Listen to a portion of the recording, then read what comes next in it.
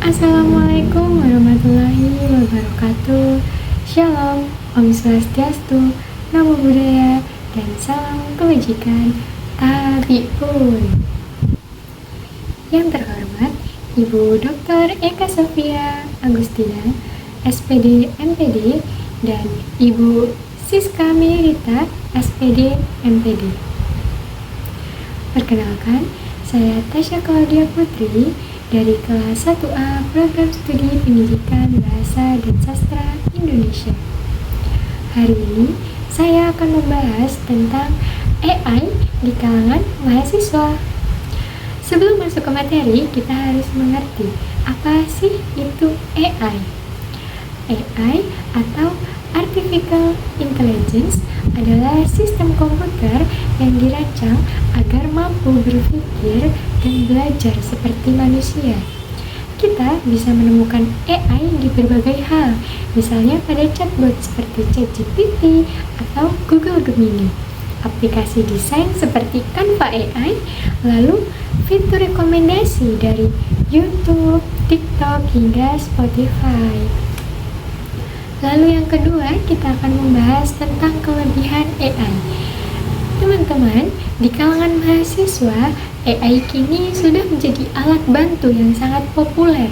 Beberapa contoh penggunaannya yaitu yang pertama, membantu mengerjakan tugas dengan ChatGPT. Lalu, yang kedua, membuat desain presentasi dengan Canva AI. Yang ketiga, menyusun ide riset dan coding menggunakan Copilot atau Gemini. Yang keempat, belajar bahasa asing lewat aplikasi seperti Duolingo yang berbasis AI. Ternyata teman-teman, AI ini membuat pekerjaan jadi lebih cepat, efisien, dan seringkali hasilnya lebih baik. Namun perlu diingat juga bahwa penggunaan AI membawa tantangan etika dan kejujuran akademik, terutama ketika kita akan membuat sebuah karya ilmiah. Lalu, slide selanjutnya kita akan membahas tentang manfaat AI. Ada beberapa manfaat besar dari penggunaan AI bagi seorang mahasiswa. Contohnya seperti efisiensi waktu. Dengan AI, tugas bisa diselesaikan lebih cepat. Lalu, akses informasi yang sangat luas. AI dapat menjawab pertanyaan dari berbagai bidang, baik itu internal maupun eksternal.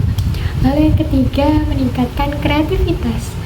AI bisa memberi inspirasi dan ide-ide baru yang bahkan belum pernah terfikirkan bagi kita. Lalu yang ketiga, pembelajaran mandiri. Mahasiswa bisa memahami materi sulit tanpa harus selalu bergantung pada dosen. Kita bisa langsung bertanya kepada AI dan memintanya untuk menggunakan bahasa sehari-hari agar kita dapat lebih mudah untuk memahami. Jadi, AI ini sebenarnya bisa menjadi asisten belajar yang sangat membantu bila digunakan dengan sangat bijak. Lalu, slide keempat kita akan membahas tentang dampak negatif penggunaan AI. Tentu saja teman-teman, ketika kita menemukan dampak positif dari satu hal, akan ada dampak negatif di balik hal tersebut. Seperti contohnya pada penggunaan AI. AI ini mampu menurunkan kemampuan berpikir kritis dan menulis, lalu ketergantungan berlebihan terhadap teknologi, dan meningkatkan resiko plagiarisme dan pelanggaran etika akademik. Lalu juga dapat membuat kita kurang memahami materi dari apa yang telah dijelaskan oleh dosen. Jadi penggunaan AI harus disertai dengan kesadaran dan tanggung jawab kita sebagai seorang mahasiswa. Lalu selanjutnya kita akan membahas tentang solusi agar kita tidak terlalu kecanduan oleh AI. Untuk menghindari ketergantungan pada AI, ada beberapa hal yang harus kita lakukan. Yang pertama, kita harus menggunakan AI sebagai alat bantu, bukan pengganti diri kita. Lalu kedua, tetap lakukan riset dan pemikiran mandiri. Sebagai seorang mahasiswa, kita tetap harus berpikir secara logis dan kritis. Lalu yang ketiga, selalu periksa kembali hasil dari AI sebelum digunakan, karena biasanya AI menggunakan bahasa robot, teman-teman. Lalu yang keempat, patuhi kebijakan kampus terkait penggunaan AI. Tiap kampus biasanya memiliki kebijakan-kebijakan tersendiri untuk mahasiswanya menggunakan AI. Nah, dengan cara ini kita bisa memanfaatkan AI secara cerdas dan etis, teman-teman. Kesimpulan dari semua yang telah saya bahas hari ini, AI ini ternyata sangat bermanfaat bagi mahasiswa jika digunakan dengan bijak.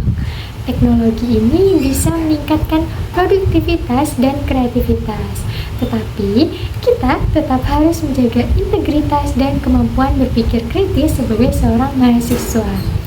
Cukup sekian pembahasan yang dapat saya sampaikan, kurang lebihnya saya mohon maaf dan terima kasih atas perhatian teman-teman semua. Saya ucapkan wassalamualaikum warahmatullahi wabarakatuh.